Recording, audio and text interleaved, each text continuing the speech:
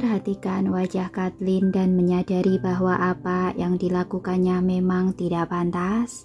Dia hanya ingin menolong Kathleen, tetapi tidak menyangka bahwa Sandy begitu jujur berkata apa adanya. Tak heran kalau dia masih tetap membujang. Tiara berpura-pura tidak melihat wajah kesal Kathleen dan terus melanjutkan. Oh begitu, semoga selamat selama di perjalanan. Sandy mengangguk sambil tersenyum. Saya mungkin tidak akan berada di Wina, tapi silahkan mengontak saya bila memerlukan bantuan saat berlatih. Atau kirim pesan saja, saya akan segera mengontakmu. Itu, sebelum sempat menyelesaikan kalimatnya, Tiara melihat Kathleen melirik tajam padanya dan itu membuat Tiara terperangah. Dia benar-benar menganggap saya sebagai saingannya dalam dunia percintaan. Kasihan sekali. Saya sudah memiliki seseorang yang saya suka. Pak Bastino hanyalah guru dan teman. Tetapi dia tidak bisa bicara segamblang itu, maka dia hanya berkata, "Kita lihat saja nanti. Kamu tentu sibuk sekali saat ini karena liburmu segera berakhir." Sandy tidak memperhatikan apapun dan tersenyum hangat pada Tiara. Kathleen tidak lagi menahan diri lagi dan bertanya aneh. "Oh ya, kami melihatmu makan siang dengan seorang laki-laki kemarin. Dia kekasihmu bukan? Kalian berdua tampak begitu dekat." Tiara tidak suka cara Kathleen berbicara, tetapi tidak menyangkal pernyataannya. "Iya, dia jauh-jauh datang ke sini untuk menghabiskan waktu bersama saya." Minar pada sorot mata Sandy meredup dan entah kenapa dia merasa kesal. Tiba-tiba saja dia ingin segera berlalu, maka dia mengucapkan salam perpisahan. "Saya sudah keluar rumah begitu lama. Saatnya pulang." Tiara mengangguk mengucapkan salam perpisahan. Sorot mata Kathleen mengantar kepergian Sandy. Dia kemudian melemparkan tatapan tajam pada Tiara dan mengejar Sandy. "Sandy, tunggu saya!" Suaranya terdengar di koridor, tetapi Sandy tidak menghentikan langkahnya. Namun sesaat kemudian dia berhasil mengejarnya dan mengeluh. Saya memanggilmu berkali-kali. Tidakkah kamu mendengarnya?" "Maaf, saya sedang kalut, jadi tidak mendengar panggilanmu." Sandy menjawab dingin. Jika melihat dengan seksama, Kathleen akan melihat kepasrahan dalam sorot matanya. Namun Kathleen tidak melihat hal itu dan bertanya dengan gembira, "Karena kamu akan segera pergi, bagaimana bila kita makan siang bersama?" "Lain waktu saja. Banyak yang harus saya kerjakan di orkestra. Kamu pun harus segera kembali berlatih." Sandy langsung masuk ke dalam taksi dan berlalu. Kathleen menatapnya pergi, matanya dipenuhi amarah dan kekecewaan. Kathleen mendengus dan kembali ke orkestra. Ketika melihat Tiara sedang berlatih seorang diri, dia marah padanya tanpa sebab. "Sandy mengabaikan saya hanya gara-gara perempuan ini. Akan saya tunjukkan padanya." Dia berkata, "Nona Romario, kemarilah sebentar." "Ada apa, Kathleen?" Tiara meletakkan lembaran partiturnya dan mengenadah menghadap Kathleen bingung. Senyum terpaksa menghiasi bibir Kathleen. "Asisten saya sedang cuti hari ini.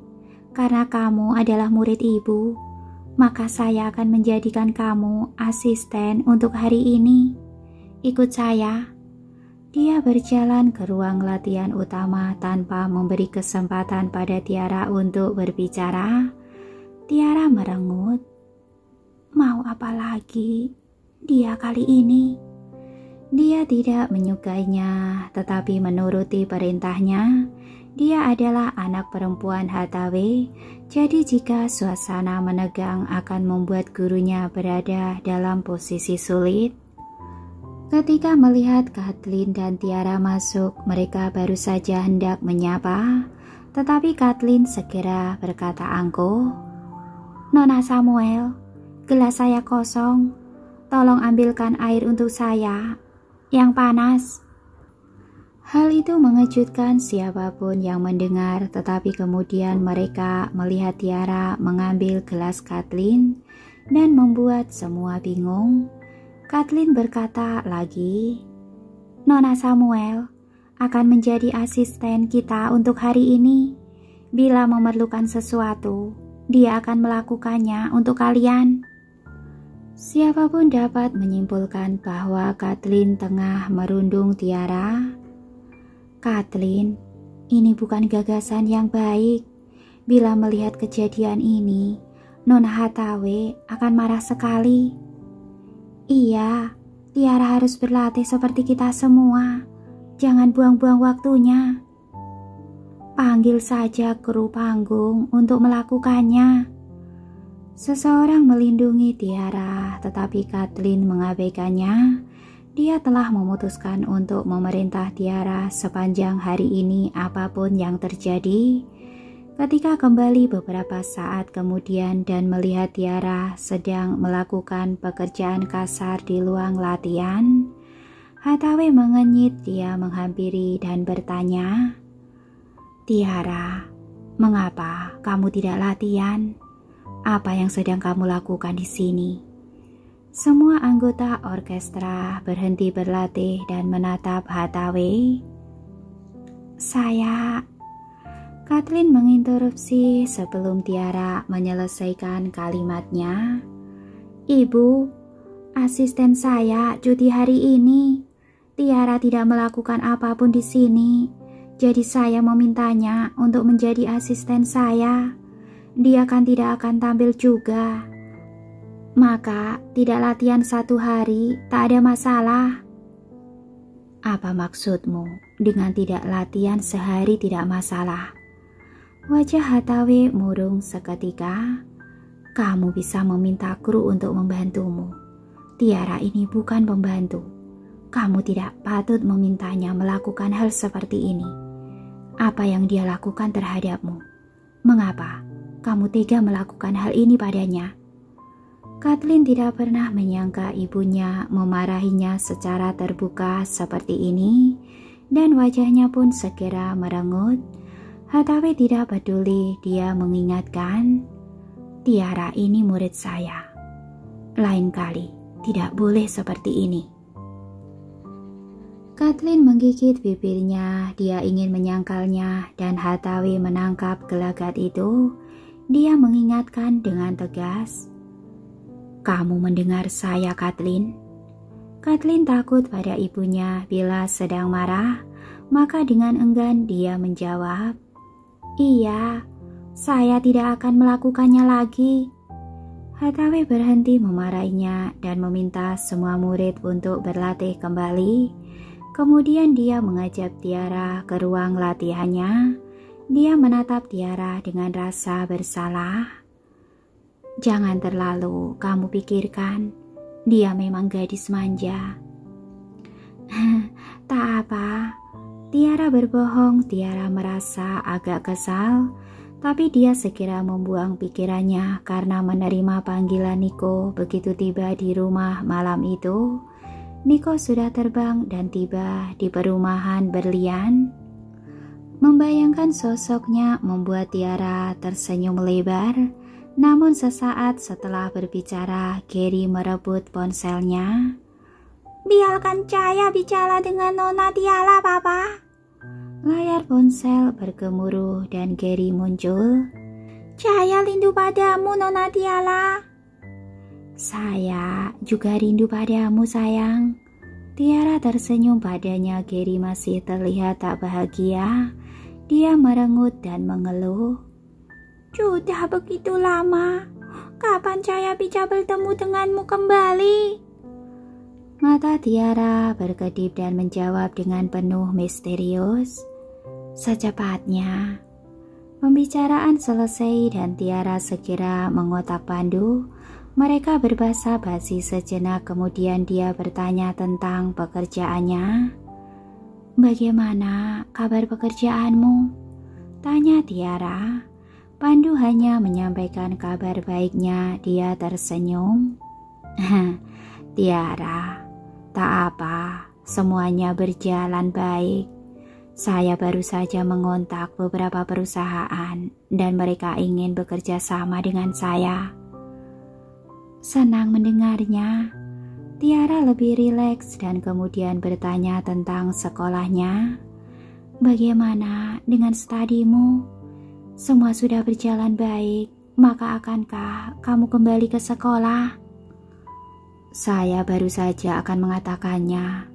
Saya ingin menyerah saja untuk sekolah di luar negeri ini. Pandu menceritakan rencananya.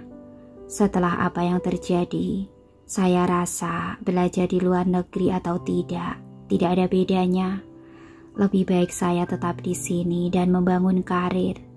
Sudah berjalan dengan baik saat ini dan mereka memerlukan saya untuk menyelesaikan banyak hal. Tiara mengerutkan kening menunjukkan ketidakkesepakatan. Namun sebelum dia membuka mulutnya, Pandu berkata, "Jangan khawatir Tiara. Saya mungkin tidak belajar di luar negeri untuk saat ini, tetapi saya punya sebuah rencana. Saat keadaan perusahaan sudah stabil, saya akan mencari kesempatan belajar di luar negeri dan meningkatkan kemampuan diri." Kerutan di kening Tiara menghilang dan dia setuju. Karena kamu punya rencana sendiri, maka saya tidak akan ikut campur. Dulu dia tidak akan setuju, tetapi sekarang Pandu memiliki dirinya sendiri, sehingga dia tidak perlu melangkah ke dalamnya. Pandu sudah dewasa dan Tiara harus membiarkannya melakukan apa yang dia inginkan. Mereka berbincang-bincang sebentar sebelum menutup telepon. Pandu menaruh ponselnya lalu kembali bekerja. Tak lama kemudian Haris mengetuk pintu dan masuk ke dalam. Pandu, Pak Linta setuju untuk bertemu dengan kita di klub Adia Gaya. Baiklah, apakah kamu sudah menyiapkan semua dokumen yang diperlukan? Pandu menghentikan pekerjaannya dan menatap serius Haris. Haris melambaikan dokumen itu ke arahnya. Tentu sudah. Tetapi cobalah kamu periksa, apakah ada yang kurang. Kita harus mendapatkan proyek ini. Kalau sudah, kita tidak perlu mengkhawatirkan keuntungan pada paruh kedua tahun ini. Pandu tidak mengatakan apa-apa, dia hanya membaca dokumen sekilas, tampak serius dengan kerja sama ini.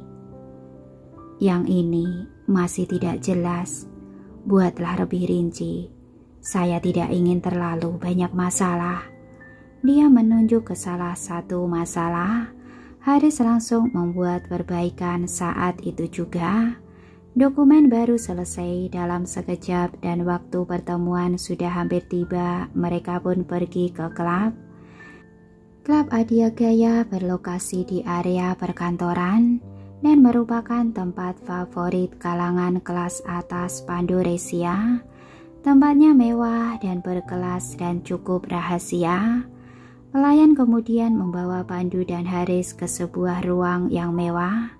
Mereka pikir hanya ada Jimmy di sana, tetapi di luar dugaan ada seorang perempuan bersamanya. Dia adalah Reina. Pandu dan Haris mengira perempuan itu adalah asistennya karena pakaiannya yang begitu formal, tetapi segera sadar beberapa saat setelahnya. Lagi pula tidak ada asisten yang memancarkan aura yang anggun seperti Reina. Mereka menganggap ini sesuatu yang aneh, tetapi tetap menyapa Jimmy. "Halo Pak Lintas." "Silakan duduk." Lintas menunjuk ke sofa. Dia tidak memperkenalkan Reina pada mereka karena Jimmy tidak berminat untuk mengenalkan perempuan di sebelahnya. Maka Pandu juga tidak bertanya. Setelah berbasa-basi, mereka langsung bicara pada intinya. Haris tidak bicara banyak saat negosiasi. Jimmy berbeda dari berbagai bos yang pernah dia temui sebelumnya. Dia sadar dirinya tidak mampu menghadapi Jimmy, maka mempersilahkan Pandu yang berbicara. Reina juga mendengarkan dengan hikmat. Dia dan Jimmy memang berteman dan tahu Pandu siapa, maka dia datang karena ada maksud tertentu. Jimmy dan Pandu bernegosiasi dengan senang. Kami memiliki harapan besar pada proyek ini. Perusahaan kami baru, tetapi memiliki kemampuan yang lebih baik di bidang ini dibandingkan dengan para kompetitor. Dan itu adalah kelebihan kami. Saya harap kita bisa bekerja sama, ucap Pandu sambil menyerahkan proposal dan dokumen pada Jimmy. Jimmy kemudian mengambil dokumen itu dan membacanya dengan serius. Pandu menunggu dengan tenang, tetapi tidak demikian dengan Haris. Dia tampak sedikit gugup. Diam-diam Reina mengamati Pandu. Dia harus mengakui bahwa adik Tiara memang seorang laki-laki yang luar biasa. Dalam waktu sebentar dia bisa membangun namanya sendiri di Pandu Resia. Sayang sekali, kakaknya adalah Tiara. Tak lama kemudian suara Jimmy membuyarkan lamunan yang hadir di sana. Ini proposal yang luar biasa sempurna, tetapi saya perlu waktu untuk mempertimbangkannya. Pandu berbohong jika mengatakan bahwa dirinya tidak kecewa, tetapi sudah menyiapkan diri sebelumnya. Bagaimanapun juga kesepakatan bekerja sama tidak bisa didapatkan dalam satu hari. Silahkan menimbangnya. Kami pamit dulu Pak Lintas. Pandu berdiri dan mengucapkan salam. Haris juga berdiri. Jimmy tidak menghentikan mereka. Dia melihat kepergian mereka dan setelah pintu tertutup berkata, mereka jauh lebih baik daripada kita saat seusia mereka. Reina menyadari tampang puas di wajahnya dan mengenyit. Menurutmu, dia begitu kompeten? Iya, dia memiliki masa depan cerah. Jimmy tidak mengelak. Satu-satunya alasan dia tidak setuju adalah karena kesepakatan ini dicapai melalui sejumlah sesi negosiasi dan bukan hanya sekali. Kerutan Reina semakin dalam, matanya mengilat, lalu dia melihat Jimmy dan berpura ragu-ragu. Jimmy menyadari gelagatnya dan bertanya, apakah ada yang ingin kamu katakan, Reina? Reina diam sejenak dan berpura-pura seperti dirinya sudah bertekad lalu berkata, jika kamu setuju, saya lebih suka jika kamu tidak bekerja sama dengannya. Kenapa? Dia tidak sebaik seperti yang terlihat dari luar. Pandu tidak tahu Reina sedang menyabotase dirinya. Setelah kembali, mereka menunggu kabar dari Jimmy, tetapi sudah 2 hari berlalu tanpa terjadi apapun. Saat Pandu sedang bimbang apakah perlu menghubungi Jimmy, seseorang tiba-tiba masuk ke ruang kerjanya. Pandu, dia sudah keterlaluan. Dia menandatangani kontrak dengan orang lain tidak lama setelah kita pergi malam itu. Haris datang dengan kesal dan menyampaikan berita itu. Tentu dia geram, mereka sudah mengerahkan usaha dan waktu hanya demi mendapatkan kesepakatan bisnis ini. Pandu terkejut tetapi lebih tenang daripada temannya, lalu dia menasihati, tidak ada yang perlu dikesali. Namanya bisnis, mereka bisa bekerja sama dengan kita, maka mereka juga bisa bekerja sama dengan orang lain. Lagi pula kita belum mendapatkan kesepakatan itu, maka kita tidak perlu gusar. Tidak penting. Haris tahu ucapannya benar tetapi tetap masih kesal. Pandu membiarkannya dan kembali bekerja. Niko menelponnya untuk makan malam nanti. Kemudian dia pergi ke perumahan berlian. Setelah pulang kerja, Gary menyambutnya dengan riang. "Om Pandu." Pandu mengelus-ngelus kepalanya sambil tersenyum. "Sudah lama tidak berjumpa, Gary." Niko turun dari ruang kerjanya. Dia berpenampilan kasual dan terlihat santai, elegan tetapi tidak arogan. Dia tampak begitu sederhana. "Tiara mendapatkan laki-laki yang baik." "Hai Niko." Niko mengangguk lalu berkata pada Gary, "Bawa dia ke ruang makan." "Ikuti saya Om Pandu." Gary mengajaknya ke ruang makan dan duduk. Niko dan Pandu membicarakan pekerjaan sambil makan malam. "Saya dengar kalian akan bekerja sama dengan Jimmy. Kenapa gagal?" Pandu diam sejenak. Dia tidak menyangka Niko mengetahui hal itu, apalagi bertanya, tetapi hanya tersenyum acuh tak acuh. "Mungkin menurutnya perusahaan saya masih belum cukup usia untuk bisa mengurus hal ini." "Perusahaanmu memang baru, tetapi memiliki masa depan yang cerah. Selama tidak ada alasan khusus, maka semua perusahaan yang ingin bermasa depan cerah akan bekerja sama denganmu." Kerutan muncul di dahi Niko. Dia berpikir, "Dan jangan lupa, perusahaanmu memiliki kemampuan lebih baik di bidang ini daripada kompetitormu."